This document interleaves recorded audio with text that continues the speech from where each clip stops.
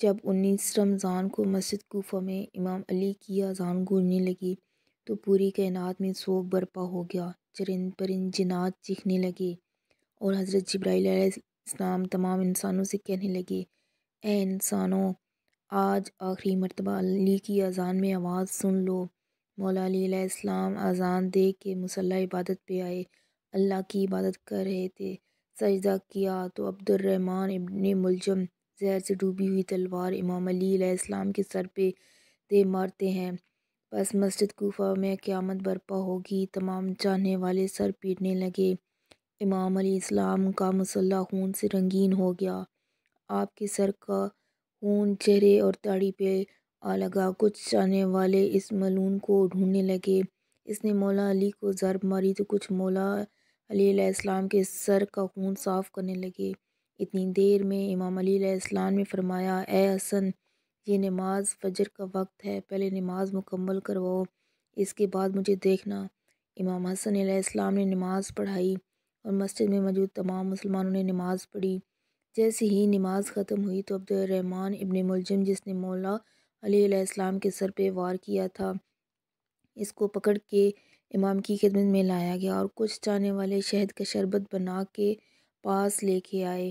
جیسے امام علی علیہ السلام نے اپنے قاتل کے چہرے پہ خوف دیکھا تو اپنے چاہنے والوں سے فرمانے لگے، اس شربت کو مجھے نہیں بلکہ میرے قاتل کی کو ضرورت ہے، یہ شربت اس سے پلا دو، اور دیکھو اس نے مجھ پہ ایک وار کیا تھا، اس پہ بھی ایک ہی وار کرنا، اگر یہ زندہ بچ جائے تو اسے آزاد کر دینا، دیکھ اگر یہ اس بار بچ جائے تو اس کے جسم کے اعضاء نہ کاٹنا، کیونکہ میں نے اللہ کے رسول سے سنا ہے کہ اللہ کے نزدیک سب سے بدترین انسان وہ ہے جو مرے ہوئے انسان کے جسم کے حصے کاٹتا ہے۔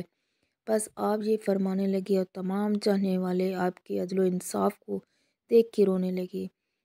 تیرا آپ فرماتے ہیں، حسن حسین، عباس، چلو مجھے اپنے گھر لے کے چلو۔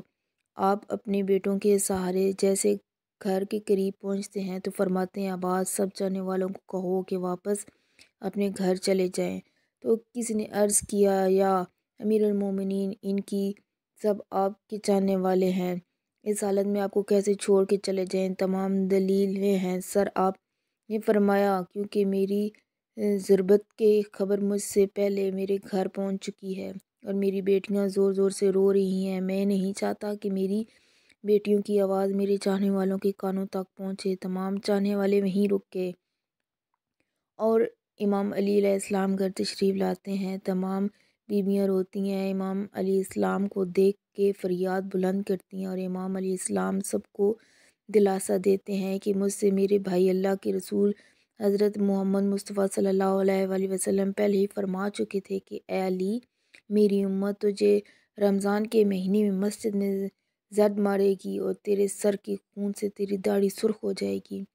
یہ وقت صبر کا ہے۔ آپ کو بستر پہ لٹایا گیا۔ تاریخ نے لکھا، جیسے ہی طبیب نے امام علی علیہ السلام کو دیکھا ہے تو وہ چیخ کے رونے لگا اور فرمانے لگا، وہ ضرب زہر میں ڈوبی ہوئی تھی اور زہر مولا علیہ السلام کے پورے جسم میں پھیل چکا ہے، جتنا ہو سکے آپ ان کو دودھ پلائیں۔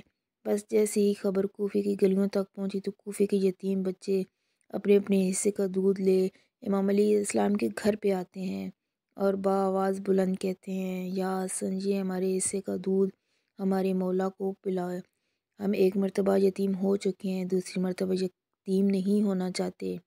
امام علی علیہ السلام بستر شہادت پہ مسلسل اللہ کا ذکر کرتے رہے۔ بس جیسے ہی وہ 19 کا دن ختم ہوا، 20 رمضان کی رات آئی، آپ فرمانے لگے، اب میرے حجرے میں کوئی بھی نہ ہے، کیونکہ پوری دنیا کے جنات اور فرشتے مجھ سے ملنے آ رہے ہیں۔ پھر جیسے 20 رمضان کا سورج طلوع ہوا تو آپ امام حسن سے فرمانے لگے، اے حسن، جاؤ میرے تمام چاہنے والوں سے کہو کہ اپنے امام کا آخری دیدار کر لے۔ آپ کی حقیقت قطار بنا کے جیسے ہی آپ کی زیارت کے لیے قبر میں داخل ہوئی تو دیکھا کہ یہ زہر پھیل کی وجہ سے آپ کا چہرہ پورا زرد ہو چکا ہے۔ سب چیخ کے رونے لگے۔ امام علیہ السلام فرمانے لگے، پوچھو جو پوچھنا چاہتے ہو، کیونکہ میں علی زمین کے دستوں سے زیادہ آسمانوں کے رستے جانتا ہوں، پوچھ لو۔ جب تم مجھے اپنی آنکھوں سے نہیں دیکھو گے تو پچھتاؤ گے کہ کاش کچھ اور پوچھ رہے تھے، کسی عقیدت مند نے سوال کیا، کسی نے جواب لیا، کوئی زیارت کرتا رہا۔ بس جیسے ہی عقیدت مند جانے لگے، امام علیہ السلام نے فرمایا، حسن میرے پورے خاندان کو میرے حجرے میں لے آؤ۔ امام علیہ السلام کی وصیتوں کی اور فرمایا، اب اس خاندان کا وارث میرا بڑا بیٹا حسن ہے، جو یہ کہے اسے مانا۔ اور امام حسن سے فرمانے لگے، اے حسن، جتنا ہو سکے اپنی زبان اور کردار سے محبت اور امن کا پیغام دیتے رہنا۔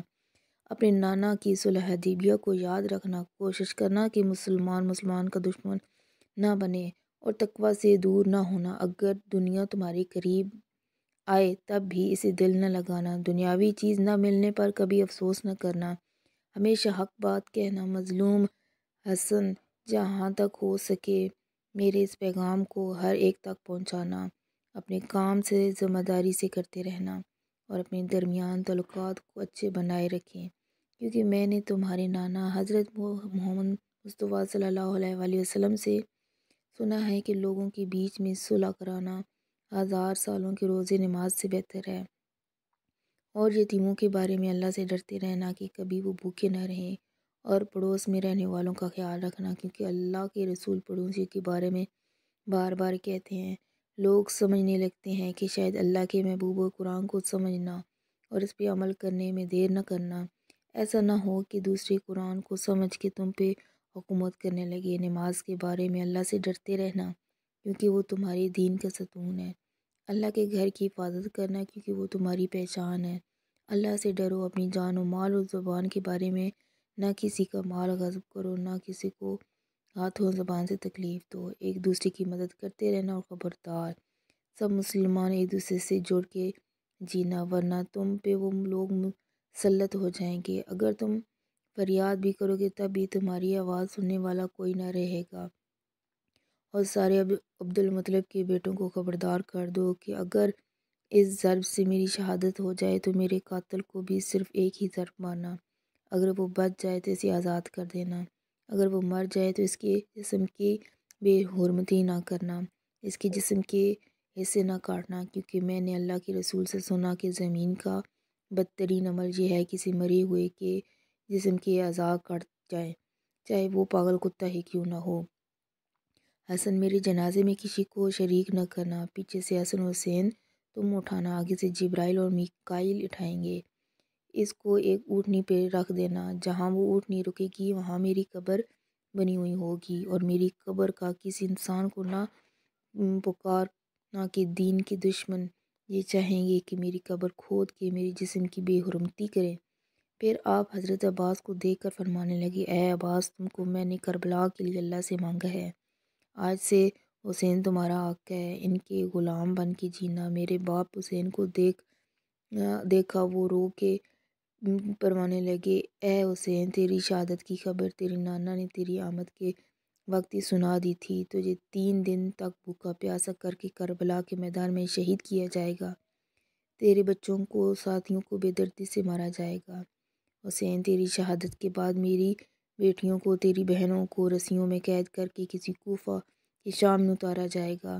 حسین، اللہ کے دین کے لیے صبر کرنا، اور جب وقت آخر آئے تو اپنی بہنوں اور بیٹیوں سے نصیحت کرنا، اسلام کے لیے صبر کرتے رہیں، اور قدم قدم پہ گواہی دیتے رہیں کہ اللہ کے سوا کوئی عبادت کے لائق نہیں، اور ان کا نانا حضرت مصطفیٰ صلی اللہ علیہ وآلہ وسلم اللہ کے رسول ہیں۔ بس اتنی دیر میں آپ فرمانے لگے، سلام یا رسول اللہ۔ خاندان چیخ کے رونے لگا اور کہنے لگا، ہمارے مولا، کیا ہمارے درمیان اللہ کے رسول موجود ہیں؟ امام علی علیہ السلام مسکرا کے فرمایا، ہاں، اللہ کے محبوب، وہ تمہاری ماں فاطمہ الزہرا سلام علیہ مجھے لینے آئے ہیں۔ بس پورا گھر زور و قطار سے رونے لگا، اور یوں ماں علیہ السلام نے اپنی آنکھیں بند کر لیں۔ آپ کی وصیت پہ عمل کرتے ہوئے آپ کے جنازے میں کسی کو بھی شریک نہیں کیا گیا۔ پیچھے سے حسن و حسین نے اٹھایا تو آگے سے وہ جنازہ خود بخود اٹھنے لگا، اور ایک نورانی اونٹنی ظاہر ہوئی، جناب کو اس پر رکھا، اور وہ کوفے سے باہر چلتی کی ایک ویران جگہ پر رکی، جہاں ایک چمکدار پتھر تھا۔ جیسے ہی امام حسن حسین اس پتھر کو اٹھایا، اس پتھر کے نیچے قبر بنی ہوئی تھی، لکھا ہوا تھا، یہ قبر اللہ کے نبی نور نجی اللہ نے بنائی ہے، اللہ کے ولی ابن طالب علیہ السلام کے سلام ہو۔ اللہ کے ولی امام علیہ السلام کی عظمت پر سلام ہو۔